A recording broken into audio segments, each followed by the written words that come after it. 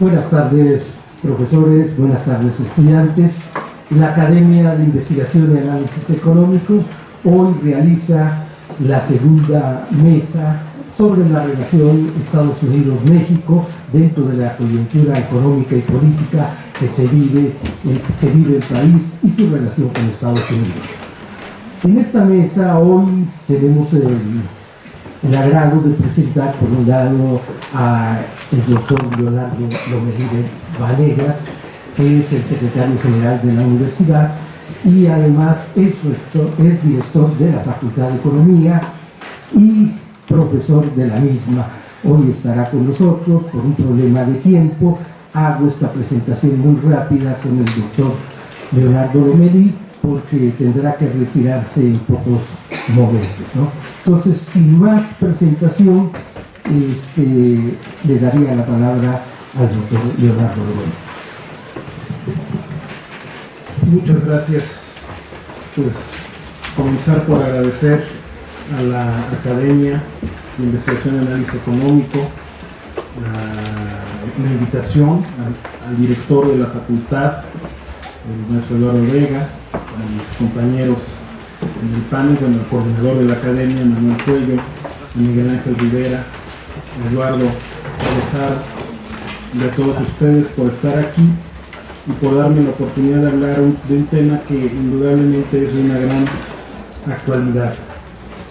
Yo comenzaría por decir que estamos llegando al final de un ciclo en las relaciones con Estados Unidos, en el que se apostó mucho hacia una integración que parecía inevitable por la geografía, pero históricamente ha sido muy difícil si nos atenemos a lo que ha sido la historia de las relaciones entre México y Estados Unidos. Cuando hace más de 20 años, hace 25 años, se estaba negociando el Tratado de Libre Comercio y muchas voces críticas se escucharon en ese momento sobre las posibles consecuencias negativas de profundizar aún más una relación que en lo económico había ido cada vez hacia una mayor dependencia.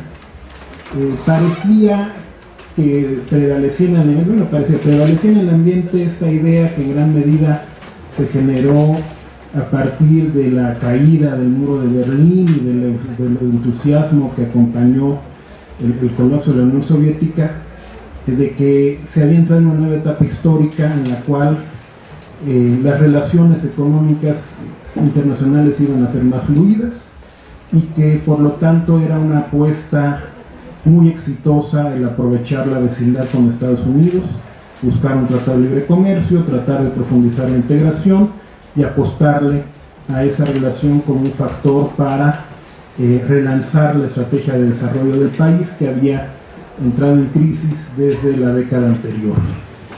Yo creo que había muchos indicios en nuestra historia, en la historia de una relación conflictiva, como para ser desde ese momento particularmente cautos. No ha sido una relación fácil, y no solo porque hayamos tenido una guerra con ese país en la que perdimos más de la mitad del territorio, que algunos dirían, bueno, eso fue hace ya casi 2 siglos, fue en 1847, pues sí, pero bueno, eso marca el inicio de una relación que ha sido complicada, que se ha extendido a lo largo de estos más de 170 años, con no pocos diferendos sobre la frontera, y que ha pasado también por momentos de crisis muy importantes, como lo ha sido la intervención norteamericana en Veracruz en 1914 o la expedición punitiva de 1916. No ha sido una relación fácil, no ha sido una relación tersa, más bien la excepción en esta larga historia de las relaciones entre México y Estados Unidos han sido los periodos de entendimiento como el que hubo durante la Segunda Guerra Mundial, que fue una coyuntura que se aprovechó para renegociar la deuda externa del país, pero que realmente ha estado marcada por la simetría entre México y Estados Unidos.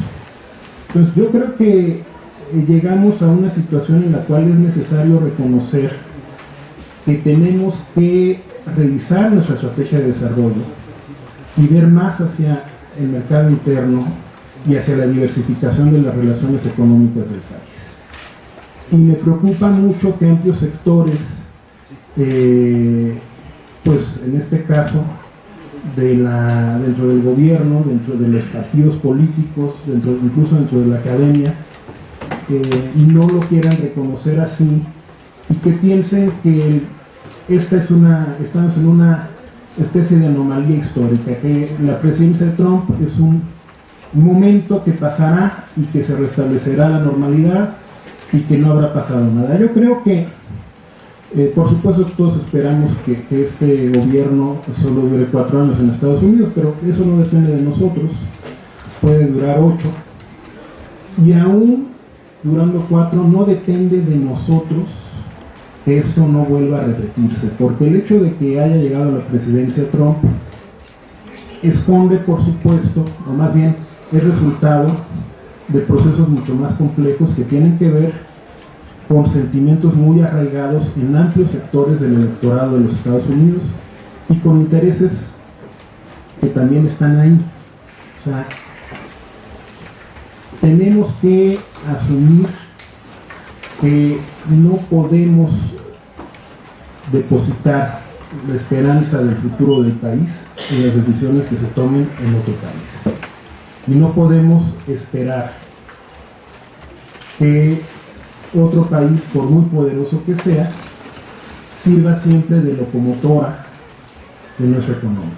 Eso hay que añadir que el balance de estos 23 años de vigencia del tratado, o si nos vamos más atrás, de estos poco más de 30 años de cambio estructural que se inicia desde los años 80 y que tuvo como ejes principales, por un lado, la apuesta por un nuevo tipo de inserción mucho más abierto en la economía internacional y una revisión de las relaciones entre el Estado y el mercado que pasó por procesos de privatización y de retraimiento de la acción del Estado en la economía, dista mucho de ser satisfactorio. Yo creo que más bien es el momento de un balance crítico que se haga cargo que en estos últimos 30 años la economía mexicana ha crecido muy poco, de manera sobresaliente si lo comparamos con el periodo anterior, industrialización, que se inicia desde los años 30 y que termina a principios de los años 80.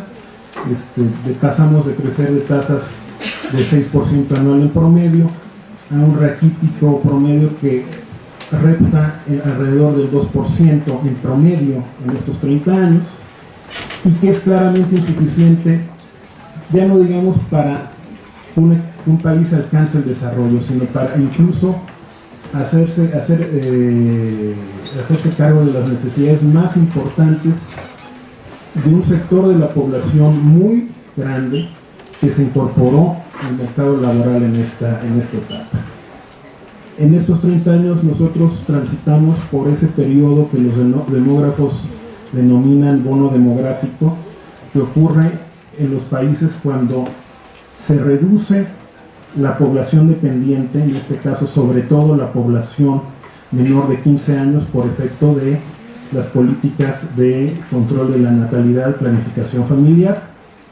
Todavía no es muy significativo el número de los adultos mayores de 65 años y por lo mismo la población en edad de trabajar representa una proporción muy importante.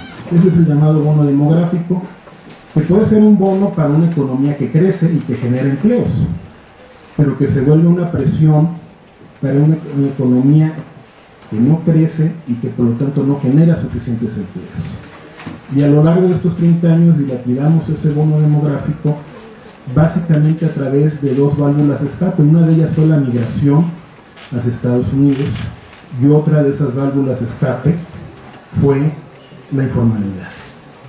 Entonces, el balance de estos 32 años de cambio estructural, que incluyen por supuesto la vigencia del Tratado de Libre Comercio, creo que es bastante negativo en términos económicos y sociales. Y eso por sí mismo debería de bastar para revisar la estrategia de desarrollo. A esto hay que sumar, por supuesto, la coyuntura en la cual estamos ante la posibilidad incluso de que se cancele el Tratado de Libre Comercio. Si esto ocurre, eso nos va a obligar por la vía de los hechos a buscar otras alternativas que debimos de haber buscado simplemente por los malos resultados que la estrategia anterior, la estrategia actual ha arrojado. Pues creo que estamos en un momento particularmente difícil de nuestra historia, particularmente complejo, que nos debe de llevar a revisar lo que hemos hecho en los últimos años. Ya no queda el recurso de justificar la falta de crecimiento del país porque no se han aprobado las reformas que se necesitan. Ya se aprobaron todas, algunas han demostrado claramente su insuficiencia y otras han demostrado incluso que son contrarias al fin que debiéramos perseguir precisamente, que es lograr un crecimiento sostenido y viable en el largo plazo para la economía mexicana. Por eso creo que es un momento importante para revisar nuestra estrategia de desarrollo y las políticas que hemos seguido.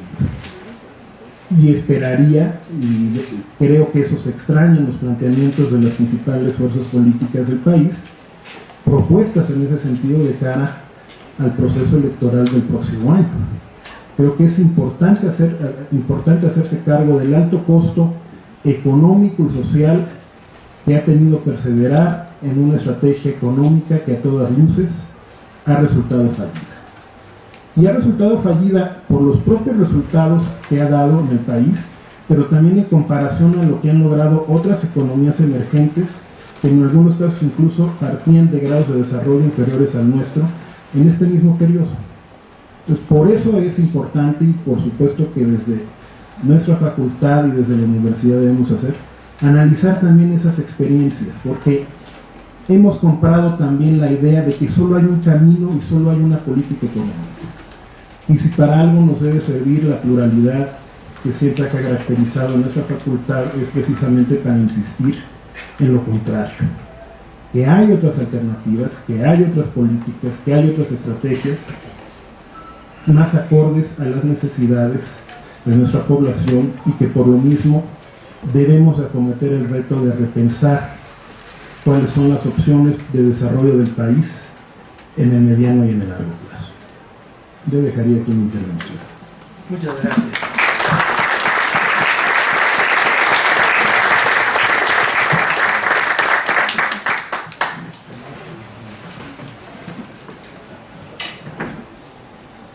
Bien, después de haber oído al doctor Leonardo Lomelí y habernos hecho este primer acercamiento a lo que es la relación México-Estados Unidos y lo que es la situación en la que se encuentra la economía mexicana, vamos a darle la palabra a nuestro director de la Facultad de Economía, el profesor Eduardo Vega, para que siga en esta reflexión que es muy importante sobre la relación en esta coyuntura con México-Estados Unidos. Muchas gracias, Manuel. Muchísimas gracias. Muy buenas tardes a todos. Es un gusto estar aquí a invitación expresa de la Academia de Investigación y Análisis Económico de la Facultad, compartiendo mesa con nuestro director, profesor de la Facultad, ahora secretario general de la UNAM. Muy bienvenido siempre, Leonardo. Qué bueno que coincidimos una vez más en estas mesas académicas de discusión abierta en la Facultad. Igualmente me da gusto compartir mesa, por supuesto, con el profesor Miguel Ángel Rivera Ríos y con el profesor Eduardo Pérez Haro. Ya mencioné, espero, al coordinador del área, y si no lo hago ahora, Manuel Cuello. Muchas gracias por la invitación.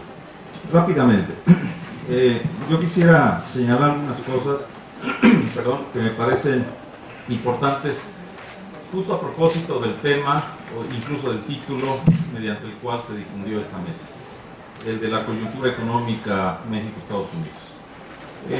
Justamente yo insistiría en que es un conjunto de relaciones económicas entre ambas naciones ya lo mencionaba Leonardo, muy complejas, con una profundidad histórica significativa, en donde diferentes acontecimientos no nos pueden hacer pensar en sorprendernos mucho de lo que va aconteciendo, aunque sí hay, por supuesto, procesos distintos de los que sucedieron en épocas anteriores.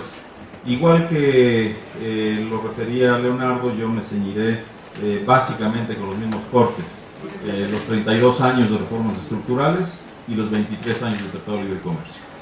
Para centrar allí las preocupaciones que creo tenemos todos los que estamos reunidos ahora aquí, a propósito de identificar esas relaciones económicas entre México y Estados Unidos, que implica en términos de flujos de comercio y servicios, flujos de comercios de bienes y servicios, flujos de capital de largo y corto plazos, es decir, específicamente de inversión extranjera directa, si en efecto ha prosperado de manera significativa eso o no, flujos de pagos a factores, señaladamente los pagos a trabajadores mexicanos, que es un tema que nos debe de preocupar de manera señalada, el asunto de las remesas, su importancia en la balanza de pagos, su importancia para el financiamiento de varias decisiones de inversión y consumo en nuestro país y su coyuntura actual de su retracción relativa, y los temas indiscutiblemente también bilaterales asociados a migración y turismo. Esos, digamos, serían como los temas obvios de cuando uno bajo un título de relaciones económicas México-Estados Unidos debiera ir atendiendo. Rápidamente, el tema de comercio bilateral. Todos sabemos, más o menos, por lo tanto, claro está, hay oscilaciones año a año, pero más o menos en un periodo considerable del Tratado de Libre Comercio de la fecha ha venido creciendo ese comercio bilateral, y en los últimos 10 años ahora pues sabemos que poco más del 80% de las ventas externas mexicanas, es decir, de nuestras exportaciones, van a Estados Unidos. Cuando uno dice eso, y también cuando uno sabe que aproximadamente el 50% de las compras que México hace en el exterior, en un 50% vienen de Estados Unidos, pues ya esos datos agregados pone de relieve la importancia de la vinculación estrecha de estas dos economías. Sin embargo, cuando uno digamos analiza con más cuidado, con más tiempito los datos, se da una cuenta que esta integración económica innegable, esta integración económica y comercial de Estados Unidos y México puede territorializarse con mayor precisión no en todo el espacio, ni de Estados Unidos ni de México. Es decir, de ese 80% de las exportaciones mexicanas hacia Estados Unidos, el 36% de ellas va a Texas, el 12% va a Michigan, el 13% va a California. Es decir, más del 60% de las exportaciones mexicanas se concentran en 3 estados de esa federación. Entonces, la relación México-Estados Unidos se dice fácil, pero realmente es relación a algunas regiones mexicanas prósperas, industrialmente dinámicas, con cadenas de valor significativamente robustas, globalizadas, integradas a esas dinámicas del mercado norteamericano, con sus pares territoriales y económicos del otro lado de la frontera. Entonces, digamos, si uno no dice, bueno, cuáles son los destinos por estados de Estados Unidos de nuestras exportaciones, sino por rubros de actividad, tal como vienen agregadas en las cuentas de la balanza de pagos, pues uno puede identificar también que más o menos, más del 20% de nuestras exportaciones hacia esos estados de Estados Unidos son más del 20% automotores y autopartes, 20% maquinaria y material eléctrico, eso quiere decir pantallas, celulares, computadoras, 15% aparatos mecánicos, 10% instrumentos y herramientas sofisticados, eso quiere decir aparatos de precisión clínica, específicamente aparatos ópticos, médicos, un 10% de petróleo, 3% de hortalizas y frutas, 1% de cerveza. Entonces uno va diciendo, a ver, ¿qué está realmente vendiendo México? ¿En qué rubros de agregación industrial y hacia qué destinos? ¿Y qué está comprando México y hacia dónde o desde dónde? Y entonces ve uno las importaciones, ya dije aproximadamente el 50% de nuestras compras en el exterior vienen de Estados Unidos, y otra vez, más o menos un 22% maquinaria y material eléctrico, 16% aparatos mecánicos, 9% automotores y autopartes, 8% gasolinas, diésel y otros combustibles, etcétera. ¿De dónde vienen esas importaciones? De Texas en un 45%, de California un 14%, de Michigan un 10%, y de otras entidades de Estados Unidos, bueno, de otros estados, ¿cuáles? Arizona, Nueva York, Nueva Jersey y Florida. Se acaba el cuento, y las otras 40 estados de Estados Unidos tienen o muy poca, o al menos 30 y varios estados de Estados Unidos, nula relación comercial con México. Entonces, cuando uno desagrega un poquito más las cifras, uno entiende de mejor manera esto que se discute entre los economistas, de cuáles son esas nociones de la integración económica y comercial de Estados Unidos y México con las denominadas cadenas productivas o cadenas de valor, que realmente han sido intrasectoriales, intraindustriales y en una proporción muy considerable intrafirma. Es decir, es una compra entre las mismas empresas, los mismos sectores, que se concentran económica o estructuralmente hablando, y también regionalmente están concentradas allá y acá. En México, ¿de dónde vienen los impulsos dinámicos para exportar o importar, dados estos perfiles que acabo de mencionar? Bueno, tampoco hay sorpresas. Por supuesto que de nuestro Bajío próspero, ¿sí?, el corredor industrial Irapuato, Salamanca, Celaya, León, Guanajuato, ¿sí?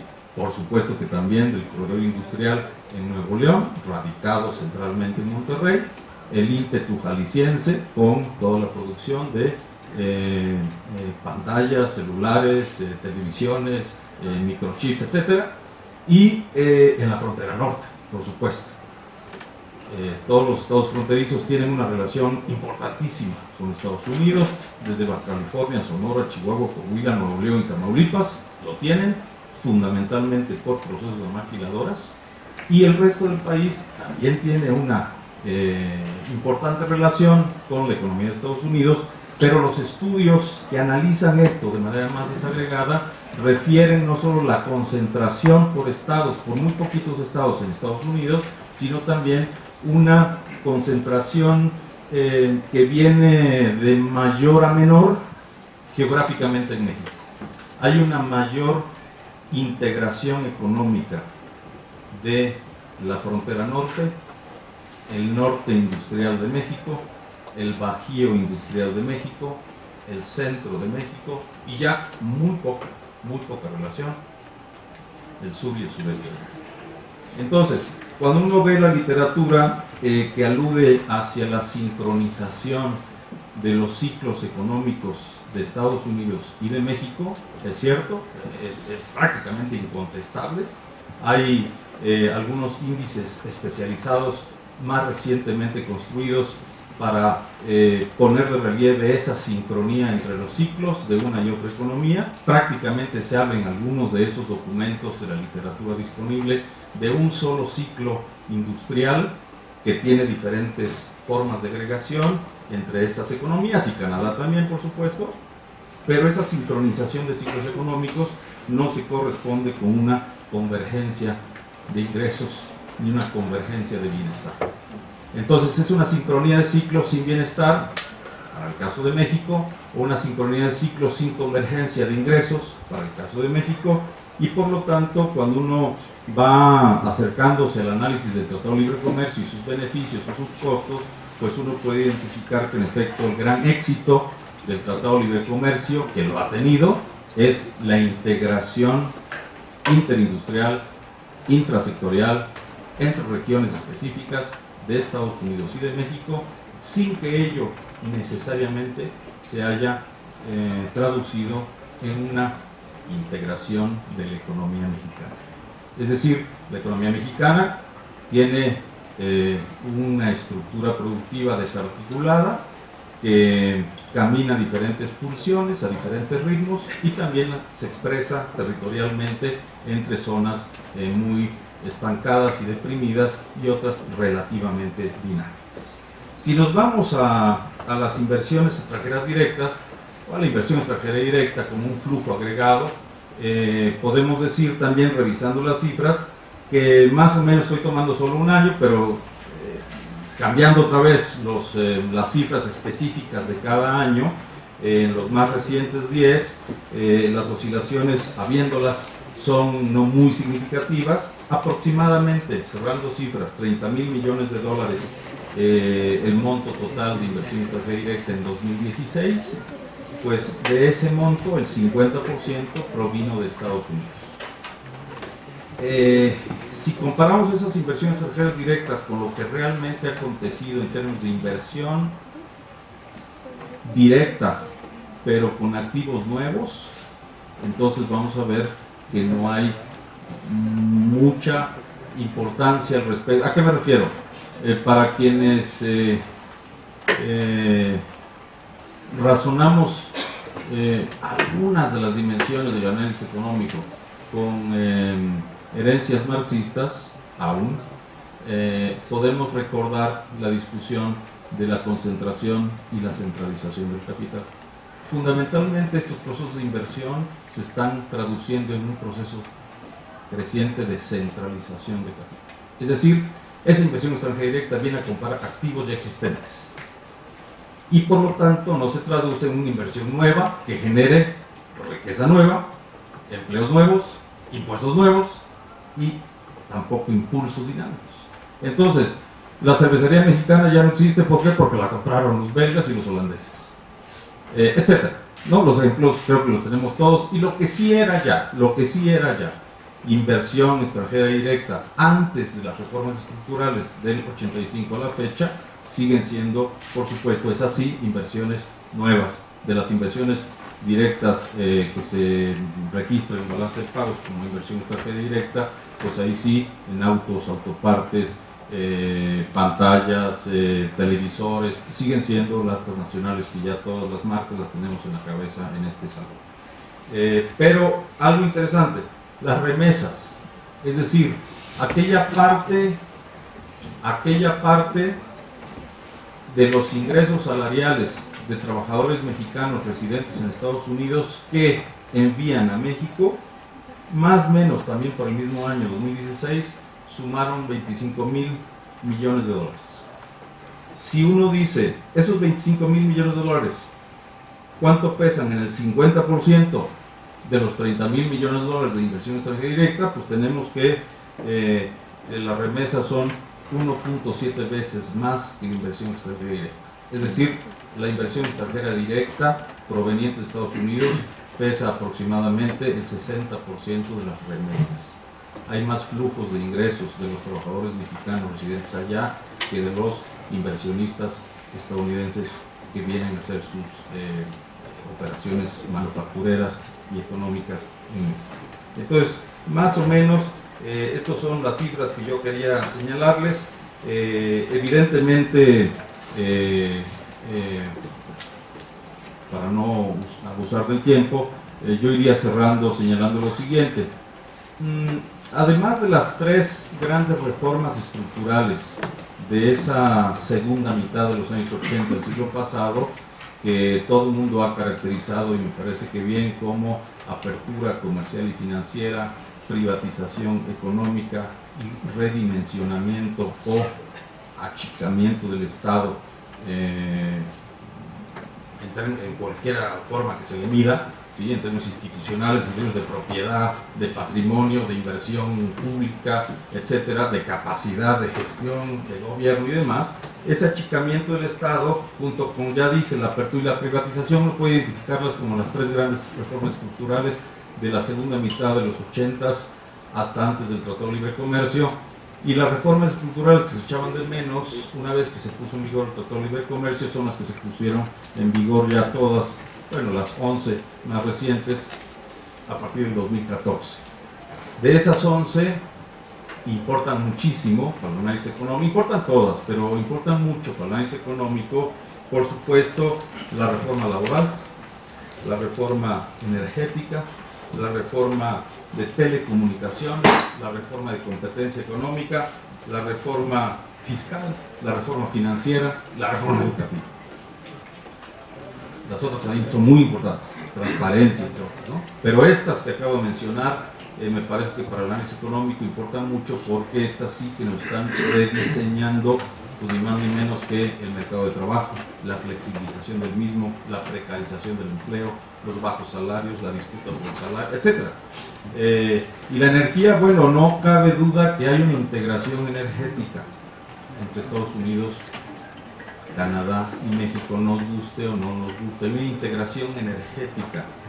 México sigue produciendo petróleo y gas, los exporta en buena parte para comprar luego gasolinas, diésel y otros combustibles procesados industrialmente, y hay procesos de inversión en infraestructura, es así, nueva, inversión en infraestructura nueva para la distribución de los nuevos combustibles.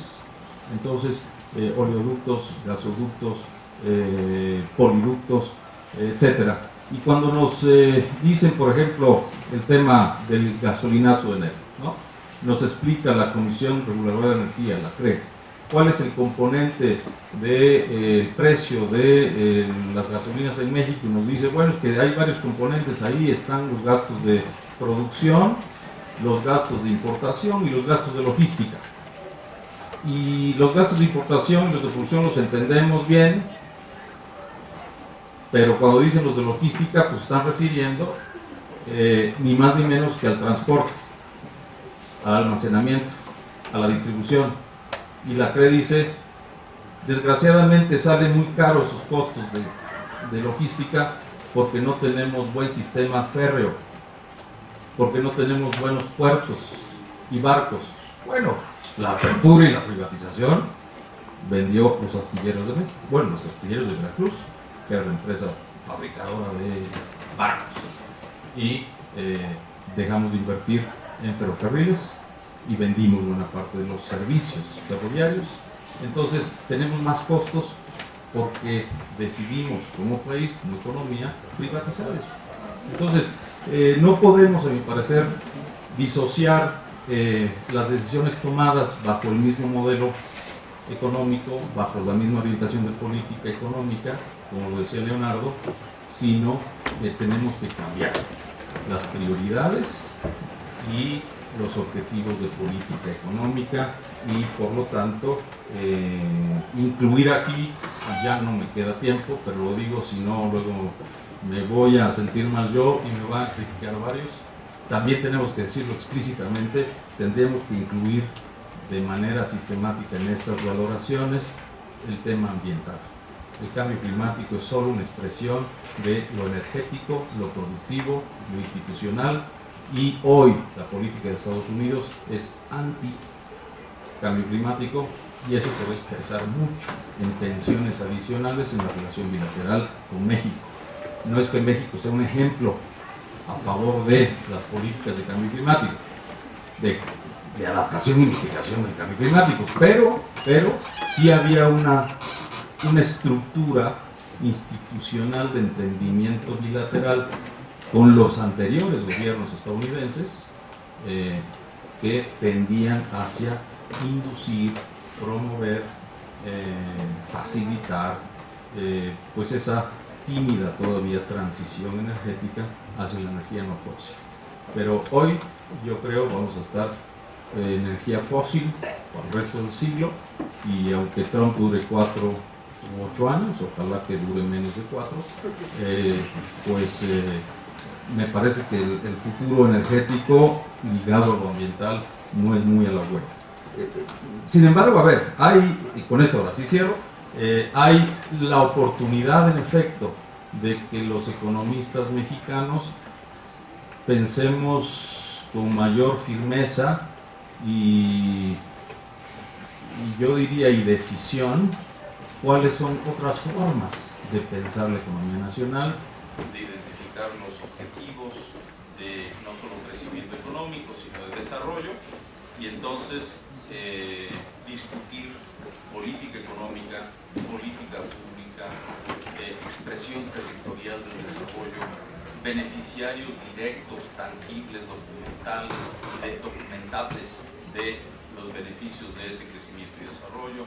En fin, continuar con ese ánimo de hacer mejores y más rigurosos análisis, con la intención siempre de que nos conduzcan a políticas alternativas más robustas, mejores, conducidas por la recuperación de la idea del desarrollo. Muchas gracias.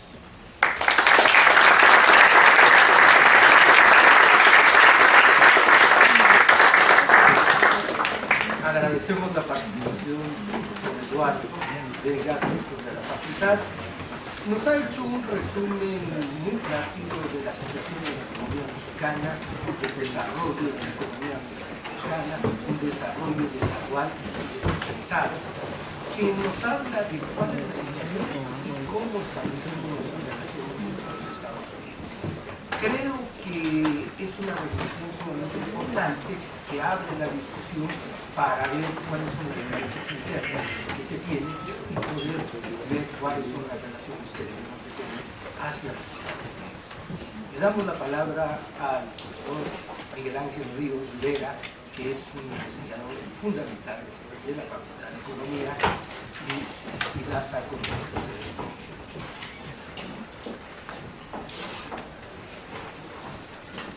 Muchísimas gracias, compañeros. Mi reconocimiento a la Academia de INAE por su amable invitación, y me congratulo de compartir la mesa con muy estimados y reconocidos colegas. A todos ellos mi agradecimiento también.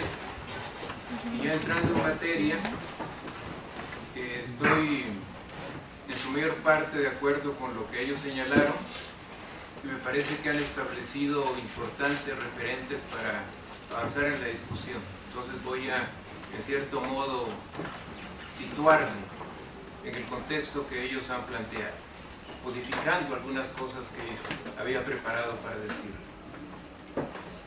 Creo que como señalaba Leonardo, es muy importante si nos situamos aproximadamente entre 1989, la caída del muro de Berlín, y los primeros años del 90. En ese momento ya el tratado, la firma de un tratado entre el Canadá, Estados Unidos y México ya estaba casi diseñado en prototipo, por decirlo así. Entonces, la pregunta que se hace desde la perspectiva del tiempo que ha transcurrido es si esto conducía necesariamente a un fracaso. Eso es muy importante, esa pregunta en retrospectiva. Pero desde el punto de vista de aquellos años, habría que considerar varios elementos para poder emitir una respuesta a si en esas condiciones era una apuesta perdida. En primer lugar, habría que tomar en cuenta que, como señalaron mis colegas, los 80 había significado una crisis de una magnitud severísima, como todos sabemos. Pero lo que no debemos olvidar de esa crisis es que significó la destrucción de estructura. Una crisis se puede pensar como un acontecimiento que socava una economía, pero a veces se pierde de vista el hecho que una crisis destruye, sin posibilidades de recuperar, gran parte del aparato productivo. Entonces lo que experimentó México en esa severa crisis que se extendió por muchos años fue la destrucción de estructura y capacidad productiva que no se recuperó, que se llenó con cosas diferentes que hicieron más difícil que volviera a surgir. Igualmente, cuando eso sucedió, la nueva generación de dirigentes del país, los tecnócratas jóvenes que tomaron la batuta de la formación neoliberal, desmontaron el aparato de política industrial que había sido central en las décadas anteriores. Y por mucho que se le pueda criticar, el manejo de esa política industrial está relacionado de forma muy directa a las tasas de crecimiento de 6 o más % en promedio durante 3 décadas.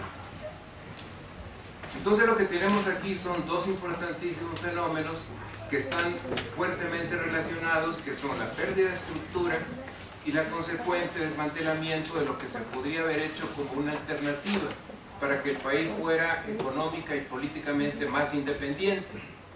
Entonces, dentro de ese vacío, el problema que queda para los que dirigen el país y para los que pueden ejercer una función crítica para influir en esas decisiones, era ¿qué hacemos?